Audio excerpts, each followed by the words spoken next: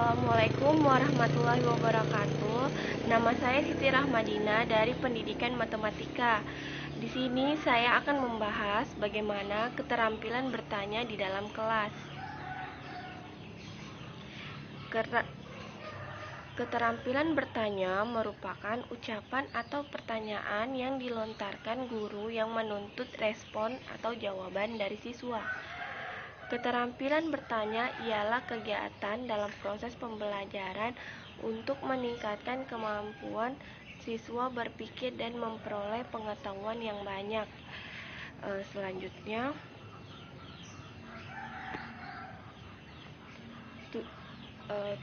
tujuan dari keterampilan bertanya pertama ada merangsang kemampuan berpikir siswa, kedua membantu siswa dalam belajar, tiga mengarahkan siswa pada interaksi belajar yang mandiri, 4 membantu siswa dalam mencapai tujuan pelajaran yang dirumuskan, 5 memusatkan kekuatan ingatan dalam suatu masalah sehingga dapat mengikuti sepenuhnya pembahasan dan pendalaman masalahnya.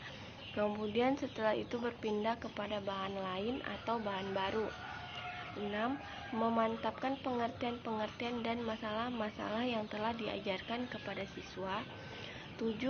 Mengukur atau mengevaluasi benar tidaknya bahan pelajaran yang dapat dimengerti atau ditangkap oleh murid-murid selama pembelajaran berlangsung dan mengukur kadar tidak jelasnya pengertian mereka. 8. Akan jelas bagi guru banyaknya pelajaran yang sudah diketahui atau dimengerti oleh murid-muridnya. Baik, selanjutnya saya akan menjelaskan jenis-jenis keterampilan bertanya. Keterampilan bertanya yang pertama yaitu keterampilan bertanya dasar. Nah, keterampilan bertanya ini secara sederhana dapat diartikan sebagai kemampuan atau keterampilan seseorang dalam meminta penjelasan atau informasi dari orang lain atau pihak yang menjadi lawan bicara.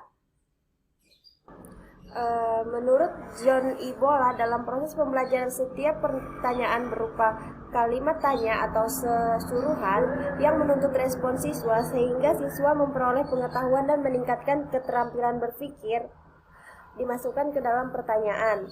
Pendapat serupa dikemukakan oleh G.A. Brown dan R. Edmondson dalam Siti Julaiha. Pertanyaan adalah segala pertanyaan yang menginginkan tanggapan verbal dari siswa.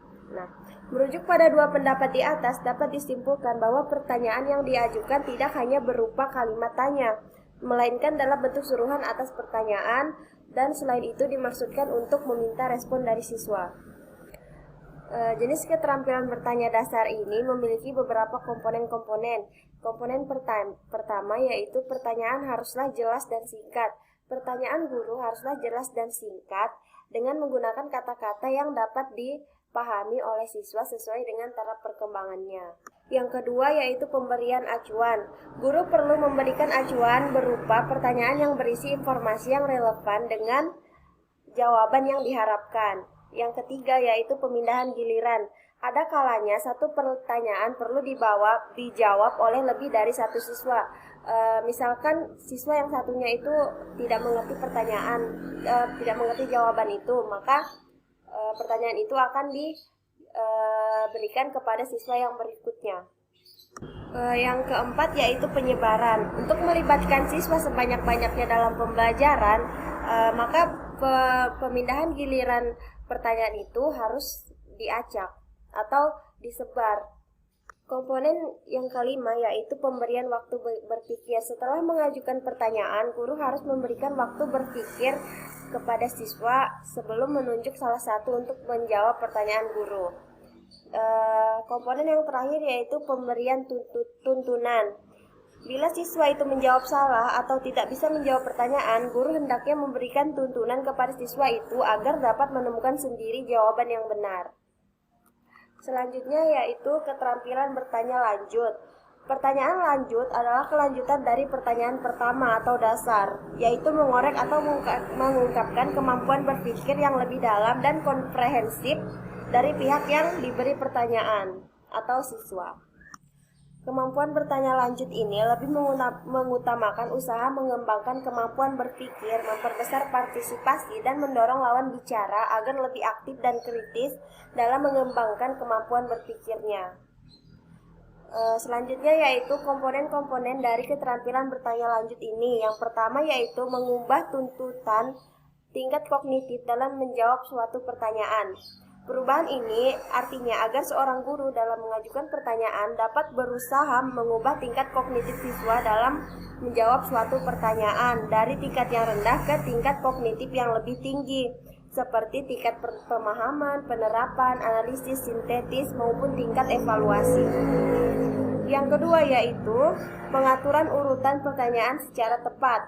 Dalam memberikan urutan pertanyaan, seorang guru harus memberikan secara terurut.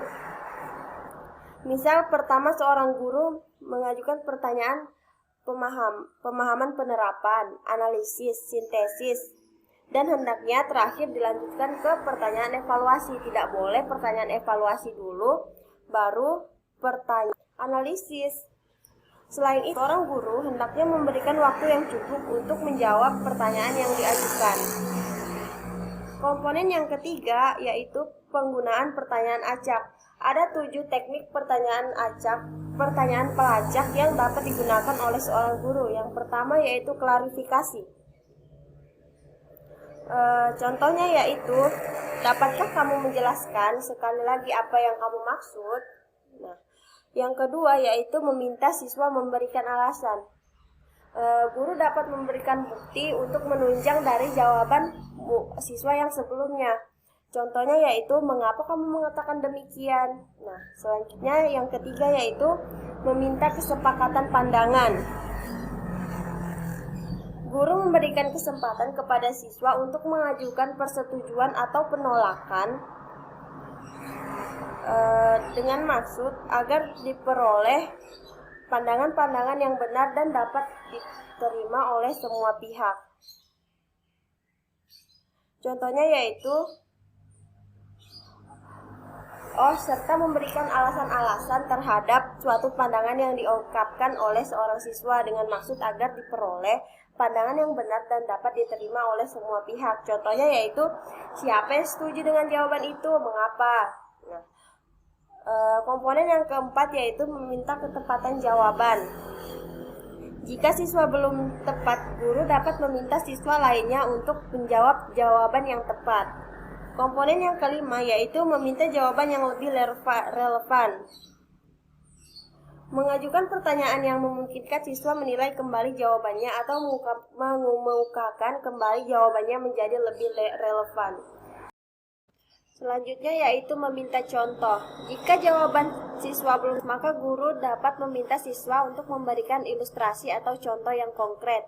Contohnya yaitu, dapatkah kamu memberikan contoh dari jawabanmu itu? Nah, selanjutnya yaitu meminta jawaban yang lebih kompleks. Guru memberikan penjelasan agar jawaban siswa menjadi lebih kompleks dan mampu menemukan ide-ide penting lainnya. Komponen yang keempat yaitu peningkatan terjadinya interaksi. Ada 2 cara guru untuk menghilangkan peranannya sebagai penanya netral, yaitu A. Guru mencegah pertanyaan dijawab langsung oleh seorang siswa, tetapi siswa diberi kesempatan untuk mendiskusikan jawabannya dengan siswa lainnya. Yang kedua yaitu, jika siswa mengajukan pertanyaan, guru tidak langsung menjawab pertanyaan itu, melainkan melempar pertanyaan itu kepada siswa lainnya untuk didiskusikan bersama. Komponen ini akan dapat membantu siswa memberikan komentar yang wajar dan mampu mengembangkan cara berpikir siswa. Selanjutnya yaitu jenis-jenis pertanyaan. Yang pertama yaitu klasifikasi pertanyaan menurut taksonomi Bloom. Menurut taksonomi Bloom ada 3 ranah domain dalam merumuskan tujuan pengajaran, yaitu pertama domain kognitif, kedua domain afektif, dan ketiga domain keterampilan. Dalam kaitannya dengan pertanyaan ini, maka domain yang digunakan yaitu domain kognitif. Oleh karena seseorang bertanya berarti ia berpikir. Nah, domain kognitif ini dibagi menjadi 2 golongan, yaitu pertanyaan kognitif tingkatan yang lebih rendah dan pertanyaan kognitif tingkatan yang lebih tinggi. Pertanyaan kognitif yang pertama yaitu pengetahuan atau knowledge. Pertanyaan ini merupakan pertanyaan penalaran dalam kategori yang terendah, yang hanya menuntut siswa untuk mengungkapkan kembali pengetahuan tentang fakta, kejadian, definisi, dan sebagainya. Siswa hanya dituntut untuk mengingat kembali apa yang dipelajarinya. Contohnya yaitu, apa rumus dari luas segitiga? Nah, pertanyaan kognitif yang kedua yaitu pemahaman. Pertanyaan ini meminta siswa untuk menunjukkan bahwa ia telah mengerti atau memahami suatu pelajaran yang telah diberikan oleh guru. Ia dikatakan memahami sesuatu, berarti ia telah mengorganisasikan dan mengutarakan apa yang dipelajarinya dengan menggunakan kalimatnya sendiri. Beberapa kata yang dapat digunakan untuk pertanyaan pemahaman adalah bedakanlah, terangkanlah, simpulkanlah, bandingkanlah, jelaskan dengan kata-katamu sendiri, dan lain-lain. Contohnya yaitu terangkan cara mencari volume bola jika diketahui jari-jarinya. Yang ketiga yaitu pertanyaan penerapan atau application. Pertanyaan penerapan adalah pertanyaan-pertanyaan yang menuntut suatu jawaban dengan menggunakan informasi yang telah diperoleh sebelumnya. Siswa dihadapkan pada pemecahan masalah sederhana dengan menggunakan pengetahuan yang telah dipelajarinya. Beberapa kata yang sering digunakan untuk pertanyaan penerapan adalah gunakanlah, tunjukkanlah, demonstrasikanlah, buatlah sesuatu, carilah hubungan, dan sebagainya. Selanjutnya yaitu pertanyaan kognitif tingkatan yang lebih tinggi. Yang pertama yaitu pertanyaan analisis. Pertanyaan ini merupakan jenjang pertama dari kelompok pertanyaan tingkat tinggi. Pertanyaan analisis ini menuntut siswa untuk berpikir secara mendalam, kritis, bahkan menciptakan sesuatu yang baru. Untuk menjawab pertanyaan analisis, siswa harus mampu menguraikan sebab-sebab, motif-motif, atau mengadakan deduksi dari suatu generalisasi atau kesimpulan umum, hukum, teori, dan dicari fakta-faktanya. Oleh karena itu, pertanyaan analisis tidak hanya mempunyai satu jawaban yang benar, melainkan ada beberapa alternatif jawaban. Pertanyaan analisis ini menuntut siswa terlibat dalam proses kognitif, yaitu antara lain 1. Menguraikan alasan atau sebab-sebab dari suatu kejadian. 2. Mempertimbangkan dan menganalisis informasi yang tersedia agar mencapai suatu kesimpulan atau generalisasi berdasarkan informasi. Yang ketiga yaitu menganalisis kesimpulan atau generalisasi untuk menemukan bukti yang menunjang atau menyangkal kesimpulan dari generalisasi itu. Kata-kata yang sering digunakan dalam pertanyaan analisis ini adalah analisislah, kemukakanlah bukti-bukti, mengapa, identifikasikan. Contohnya yaitu, contoh pertanyaannya, mengapa luas permukaan bola satu dan bola lainnya berbeda? Yang kelima yaitu pertanyaan sintesis. Maaf, maksud saya yang kedua dari pertanyaan kognitif yang lebih tinggi.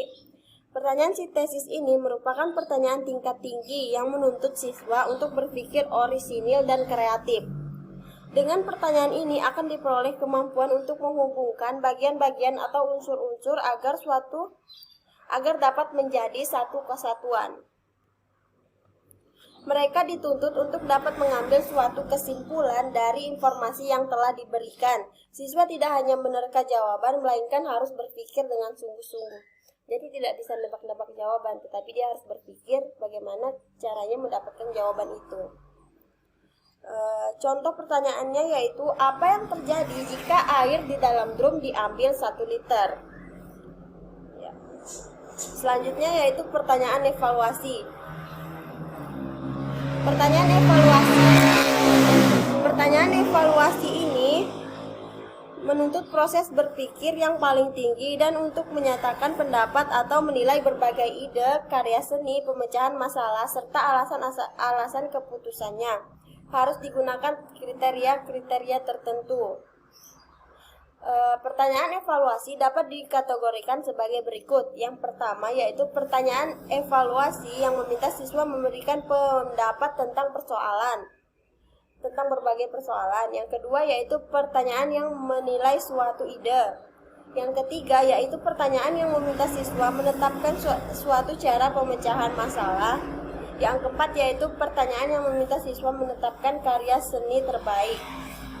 Nah, contoh dari pertanyaan analisis ini yaitu, menurut kalian cara mana yang paling mudah atau yang paling singkat untuk mengerjakan soal integral ini? Nah, perkenalkan, nama saya Veronica. Di sini saya akan melanjutkan materi mengenai pertanyaan berdasarkan maksudnya. Nah, pertama di sini ada pertanyaan permintaan.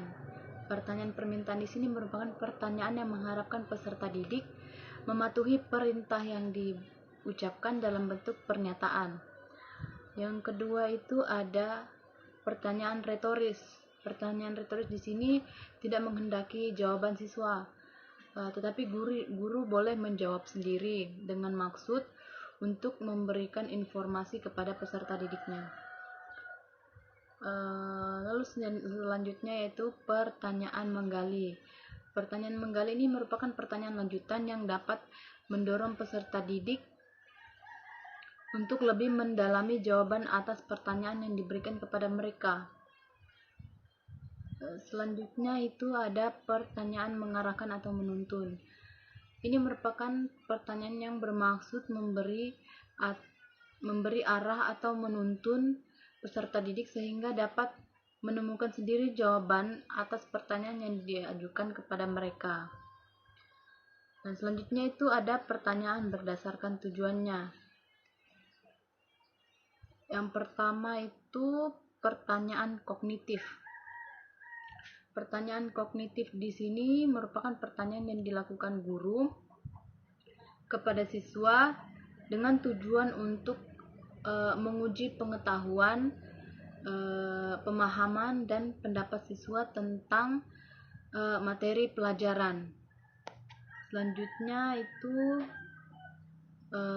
pertanyaan performasi. Pertanyaan performasi di sini merupakan pertanyaan yang diajukan guru kepada siswa dengan tujuan agar siswa melakukan penampilan atau performasi sesuai dengan yang dianjurkan guru. Selanjutnya, di pertanyaan konsekuensi. Pertanyaan konsekuensi di sini merupakan pertanyaan yang diajukan guru kepada siswanya dengan tujuan agar siswa menjelaskan atau memberikan alasan terhadap tindakan yang telah dikemukakannya. Selanjutnya itu ada pertanyaan eksplorasi. Pertanyaan eksplorasi di sini diajukan guru kepada siswa dengan tujuan untuk mengetahui sejauh mana pengetahuan dan pengalaman siswa sebelum ia menempuh pelajaran yang baru. Selanjutnya ada pertanyaan berdasarkan tujuan. Di sini sebenarnya pertanyaan berdasarkan caranya. Yang pertama, pertanyaan mengarahkan. Pertanyaan mengarahkan ini merupakan pertanyaan yang diberikan guru untuk menuntun siswa dalam proses berpikir sehingga siswa dapat menemukan inti dari permasalahannya. Selanjutnya yaitu pertanyaan menggali. Nah, pertanyaan menggali ini merupakan pertanyaan lanjutan yang mendorong siswa untuk lebih mendalami maksud dari pertanyaan yang diajukan sebelumnya kepada mereka. Selanjutnya itu ada pertanyaan memancing. Ini bertujuan untuk memancing ide-ide siswa secara original sehingga siswa dapat memberikan jawaban secara tepat, jujur, benar, dan tidak malu. Selanjutnya di sini ada tips dan trik yang dapat digunakan guru dalam mengajukan pertanyaan kepada siswanya. Yang pertama itu tujuannya harus jelas. Yang kedua itu penyusunan kata-kata yang sesuai. Untuk membantu siswa merespon pertanyaan guru, guru harus menggunakan kata-kata yang sesuai dengan tingkat perkembangan siswanya, karena pemahaman terhadap kata-kata antara guru dan siswa itu berbeda. Selanjutnya itu struktur informasi harus relevan dengan pertanyaan yang diajukan. Nah, di sini selama proses belajar mengajar, sebaiknya guru memberikan informasi yang relevan dengan tugas atau pertanyaan yang diajukan kepada siswa, baik sebelum maupun sesudah pertanyaan itu diberikan. Selanjutnya, pemusatan lingkup pertanyaan. Nah, ini sangat penting dalam ruang lingkup pertanyaan yang diberikan guru agar pertanyaan tidak meluas ke topik-topik yang lainnya yang bukan menjadi tujuan materi yang diajarkan. Selanjutnya itu pindah gilir siswa. Nah, agar respon dari siswa tetap ada dalam proses belajar mengajar, guru dapat melakukan pindah gilir terhadap pertanyaan yang diajukan. Misalkan pertanyaan diajukan pada salah satu siswa itu belum terjawab, guru bisa memberikan atau mengajukan lagi kepada siswa yang lainnya dengan pertanyaan yang sama. Selanjutnya itu distribusi atau penyebaran pertanyaan. Untuk melibatkan siswa secara langsung dalam proses belajar, guru disarankan mendistribusikan pertanyaan secara acak selama proses belajar mengajar. Pertanyaan dapat diberikan kepada seluruh kelas, kemudian baru pada salah satu siswa, dan guru harus berusaha agar seluruh siswa dapat mendapatkan giliran untuk menjawab pertanyaan dari guru. Selanjutnya itu pemberian waktu. Nah, guru itu harus memberikan waktu kepada siswa untuk berpikir sebelum menemukan jawaban dari pertanyaan yang diberikan guru kepada siswanya. Selanjutnya itu pemberian tuntunan. Nah, pemberian tuntunan di sini bertujuan untuk memberikan jawaban dengan baik dan benar, misalkan menanggapi jawaban yang kurang tepat atau jawaban yang salah yang diberikan siswa. Selanjutnya, antusias dan hangat. Nah, antusias dan hangat di sini memberikan arti dalam meningkatkan partisipasi siswa dalam proses belajar mengajar. Misalkan secara tidak langsung mengatakan bahwa si A salah dan langsung mengajukannya pada siswa yang lainnya, akan tetapi memberikan arahan lain yang bersifat membantu. Assalamualaikum warahmatullahi wabarakatuh. Di sini saya akan mencoba mempraktekkan mengenai keterampilan bertanya berdasarkan tips dan trik yang telah kami jelaskan pada PPT sebelumnya. Baiklah, langsung saja saya mulai.